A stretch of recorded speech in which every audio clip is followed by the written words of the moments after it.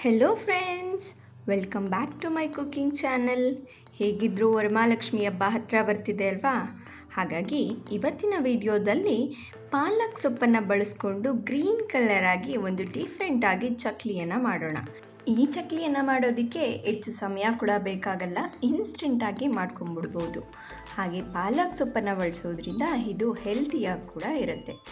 Green ಕಲರಲ್ಲಿ ಮಾಡಿಕೊಟ್ರೆ ಮಕ್ಕಳು ಕೂಡ ತುಂಬಾ ಇಷ್ಟಪಟ್ಟು ತಿಂತಾರೆ. ಹಾಗೆ ಒಂದು ಡಿಫ್ರೆಂಟ್ ಟೇಸ್ಟ್ ಕೂಡ ಇರುತ್ತೆ. ಈ ಚಕ್ಲಿ ಅಂತೂ ತುಂಬಾ ಕ್ರಿಸ್ಪಿಯಾಗಿರುತ್ತೆ, ಬಾಯಲ್ಲಿಟ್ಟರೆ ಹಾಗೆ ಕರುಮ್ ಅಂತಿರುತ್ತೆ, ಅಷ್ಟು ಚೆನ್ನಾಗಿರುತ್ತೆ. ಹಾಗಿದ್ರೆ ಬನ್ನಿ, ತಡ ಮಾಡೋದು ಬೇಡ, ಈ ಚಕ್ಲಿಯನ್ನು ಹೇಗೆ ಮಾಡೋದು ಅನ್ನೋದನ್ನು ನೋಡೋಣ. ವಿಡಿಯೋನ ಸ್ಕಿಪ್ ಮಾಡದೆ ಪೂರ್ತಿಯಾಗಿ ನೋಡಿ, ನಿಮಗೆ ತಿಳಿಯುತ್ತೆ.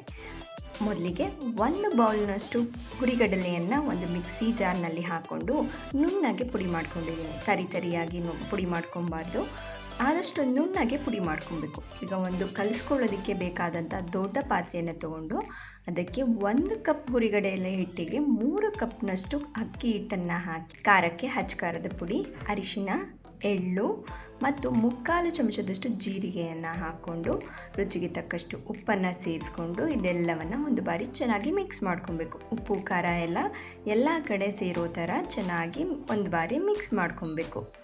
ನಂತರ ನಾವು ಹುರಿಗಡಲೆಯನ್ನು ಪುಡಿ ಮಾಡಿಟ್ಕೊಂಡಿದ್ವಲ್ಲ, ಆ ಪುಡಿಯನ್ನು ಸಂಪೂರ್ಣವಾಗಿ ಸೇರಿಸ್ಕೊಂಡು ಅಕ್ಕಿ ಹಿಟ್ಟು ಮತ್ತು ಹುರಿಗಡಲೆ ಪುಡಿ ಎರಡು ಒಂದಕ್ಕೊಂದು ಚೆನ್ನಾಗಿ ಸೇರೋ ಥರ ಚೆನ್ನಾಗಿ ಮಿಕ್ಸ್ ಮಾಡ್ಕೊಬೇಕು. ನೋಡಿ, ನೀವು ಅರಿಶಿನ ಸ್ಕಿಪ್ ಮಾಡಿಕೊಂಡ್ರೆ ಗ್ರೀನ್ ಕಲರ್ ಡಾರ್ಕ್ ಆಗಿ ಬರುತ್ತೆ. ನಂತರ ಒಂದು ಅರ್ಧ ಕಟ್ನಷ್ಟು ಪಾಲಕ್ ಸೊಪ್ಪನ್ನು ತೊಗೊಂಡಿದ್ದೀನಿ. ಎಲೆ ಮಾತ್ರ ತೊಗೊಂಡಿದ್ದೀನಿ, ಅದರ ಕಡ್ಡಿಯನ್ನು ತೆಗೆದು ಎಲೆಯನ್ನು ಸಂಪೂರ್ಣವಾಗಿ ನೀರಿನಲ್ಲಿ 2 ಬಾರಿ ಚೆನ್ನಾಗಿ ಕಲ್ಲು ಮತ್ತು ಧೂಳು ಇದ್ದರೆ ಹೋಗೋ ಥರ ಚೆನ್ನಾಗಿ ಒಂದು ಸಲ ವಾಶ್ ಮಾಡಿಕೊಂಡು ಒಂದು ಪ್ಯಾನ್ನ ಬಿಸಿ ಇಟ್ಕೊಂಡಿದ್ದೀನಿ. ಅದಕ್ಕೆ ಪಾಲಕ್ ಸೊಪ್ಪನ್ನು ಹಾಕಿ ಲೋ ಫ್ಲೇಮ್ನಲ್ಲಿ ಇದನ್ನು ಚೆನ್ನಾಗಿ ಹುರ್ಕೊಬೇಕು. ನೋಡಿ, ಪಾಲಕ್ ಸೊಪ್ಪಿನಲ್ಲಿ ನೀರು ಕಾಣ್ತಿದೆಯಲ್ಲ, ಅದೆಲ್ಲ ಹಿಂಗೋವರೆಗೂ, ನೀರೆಲ್ಲ ಹೋಗೋವರೆಗೂ ಚೆನ್ನಾಗಿ ಹುರ್ಕೊಬೇಕು. ನೋಡಿ, ಆದಷ್ಟು ಎಲ್ಲ ನೀರು ಕಮ್ಮಿ ಆಗಿದೆ, ಇಷ್ಟು ಹುರ್ಕೊಂಡ್ರೆ ಸಾಕು. ನಂತರ ಒಂದು 2 ಚಿಟಿಕೆಯಷ್ಟು ಕಲ್ಲುಪ್ಪನ್ನು ಹಾಕಿ ಗ್ಯಾಸನ್ನು ಆಫ್ ಮಾಡಿಕೊಂಡು ತಣ್ಣಗಾಗಕ್ಕೆ ಬಿಟ್ಬಿಡಬೇಕು.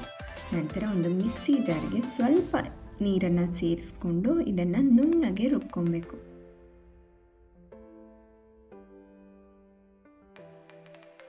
ಈಗ ಹಿಟ್ಟು ರೆಡಿ ಮಾಡಿ ಇಟ್ಕೊಂಡಿದ್ವಲ್ಲ, ಅದಕ್ಕೆ 2 ಚಮಚದಷ್ಟು ತುಪ್ಪನ ಬಿಸಿ ಮಾಡಿ ಸೇರಿಸ್ಕೊಳ್ತಿದ್ದೀನಿ.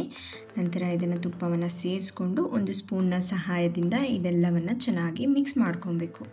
ನಂತರ ಕೈಯಿಂದ ಇದೆಲ್ಲವನ್ನು ಚೆನ್ನಾಗಿ ಮಿಕ್ಸ್ ಮಾಡ್ಕೊಬೇಕು. ಹಿಟ್ಟು ಉಂಡೆ ಕಟ್ಟಿದಾಗ ಅದು ಒಡೆಯದೇ ಇರೋ ರೀತಿ ಉಂಡೆಯಾಗಿ ಬರೋವರೆಗೂ ಇದನ್ನು ಮಾಡ್ಕೋಬೇಕು. ನೋಡಿ, ಈಗ ಹಿಟ್ಟು ರೆಡಿ ಆಯಿತು. ನಂತರ ಒಂದು ಜ್ಯೂಸ್ ಸೋಸೋ ಜಾಲರಿಯನ್ನು ತೊಗೊಂಡು ಪಾಲಕ್ ಸೊಪ್ಪನ್ನು ರುಬ್ಬಿಟ್ಕೊಂಡಿದ್ವಲ್ಲ, ಅದನ್ನು ಮೊದಲಿಗೆ ಸೋಸ್ಕೊಬೇಕು. ಯಾಕಂದರೆ ಮೇಲೆ ತರಿಯಾಗಿರುತ್ತಲ್ಲ, ಅದೆಲ್ಲ ಚಕ್ಲಿಯಲ್ಲಿ ಸಿಕ್ಕಿದ್ರೆ ಚೆನ್ನಾಗಿರಲ್ಲ. ಹಾಗಾಗಿ ಎಲ್ಲವನ್ನು ಚೆನ್ನಾಗಿ ಸೋಸ್ಕೊಬೇಕು. ಈಗ ಚಕ್ಲಿ ಹಿಟ್ಟನ್ನು ಚೆನ್ನಾಗಿ ಕಲಿಸ್ಕೊಬೇಕು.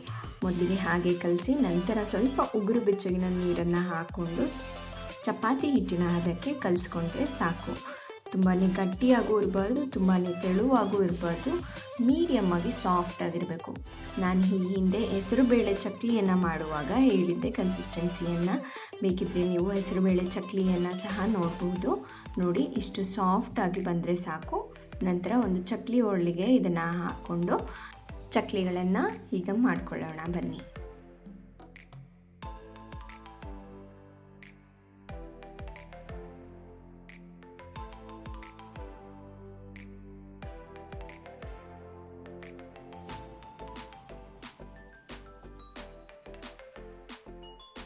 ನಾನೀಗ ಎಲ್ಲ ಚಕ್ಲಿಗಳನ್ನು ರೆಡಿ ಮಾಡಿಟ್ಕೊಂಡಿದ್ದೀನಿ. ಇನ್ನೊಂದು ಕಡೆ ನಾನು ಒಂದು ಬಾಣಲಿಯಲ್ಲಿ ಎಣ್ಣೆಯನ್ನು ಕಾಯಕ್ಕಿಟ್ಕೊಂಡಿದ್ದೀನಿ. ಆದಷ್ಟು ಎಣ್ಣೆ ಬಿಸಿ ಇದ್ದಾಗಲೇ ಚಕ್ಲಿಯನ್ನು ಹಾಕ್ಕೊಬೇಕು, ಇಲ್ಲಾಂದರೆ ಒಡೆದೋಗೋ ಚಾನ್ಸಸ್ ಇರುತ್ತೆ.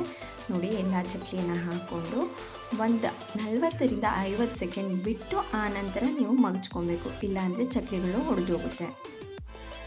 ಆದಷ್ಟು ಚಕ್ಲಿಯನ್ನು ಮೀಡಿಯಮ್ ಫ್ಲೇಮ್ನಲ್ಲಿ ಬೇಯಿಸ್ಕೊಳ್ಳೋದು ಒಳ್ಳೆಯದು. ಯಾಕಂದರೆ ಹೊರಗಡೆ ಬೆಂದಿರುತ್ತೆ, ಒಳಗಡೆ ಮಾತ್ರ ಬೆಂದಿರೋಲ್ಲ, ಹಾಗಾಗ್ಬಿಡುತ್ತೆ ಹೈ ಫ್ಲೇಮಲ್ಲಿ ಇಟ್ಟರೆ. ಚಕ್ಲಿಯ ಮೇಲಿರುವಂಥ ನೊರೆ ಎಲ್ಲ ಸಂಪೂರ್ಣವಾಗಿ ಕಡಿಮೆ ಆಗ್ತಾ ಬಂದಿದೆ. ಇಷ್ಟಾದರೆ ಸಾಕು, ಚಕ್ಲಿ ಪರ್ಫೆಕ್ಟಾಗಿ ಬೆಂದಿರುತ್ತೆ. ಈಗ ನಂತರ ಇದನ್ನು ಒಂದು ಟಿಶ್ಯೂ ಪೇಪರ್ಗೆ ಎತ್ತಿಟ್ಕೊಳ್ಳೋಣ. ನೋಡಿದ್ರಲ್ಲ, ಈ ವರಮಹಾಲಕ್ಷ್ಮಿ ಹಬ್ಬಕ್ಕೆ ಎಷ್ಟು ಇನ್ಸ್ಟೆಂಟಾಗಿ ಮತ್ತು ಟೇಸ್ಟಿಯಾಗಿ ಹಾಗೆ ಹೆಲ್ದಿ ಕೂಡ ಆಗಿ ಪಾಲಕ್ ಸೊಪ್ಪನ್ನು ಬಳಸ್ಕೊಂಡು ಚಕ್ಲಿಯನ್ನು ಸುಲಭವಾಗಿ ಮಾಡ್ಕೊಬೋದು ಅಂತ. ಈ ರೆಸಿಪಿ ನಿಮಗೆ ಇಷ್ಟವಾದಲ್ಲಿ ವಿಡಿಯೋಗೆ ಒಂದು ಲೈಕ್ ಕೊಡಿ. ಹಾಗೆ ಈ ವರಮಹಾಲಕ್ಷ್ಮಿ ಹಬ್ಬಕ್ಕೆ ನಿಮ್ಮ ಮನೆಯಲ್ಲೂ ಸಹ ಈ ಚಕ್ಲಿಯನ್ನು ಮಾಡಿ ಹೇಗಿತ್ತು ಅನ್ನೋದನ್ನು ಕಮೆಂಟ್ ಮಾಡಿ ತಿಳಿಸಿ.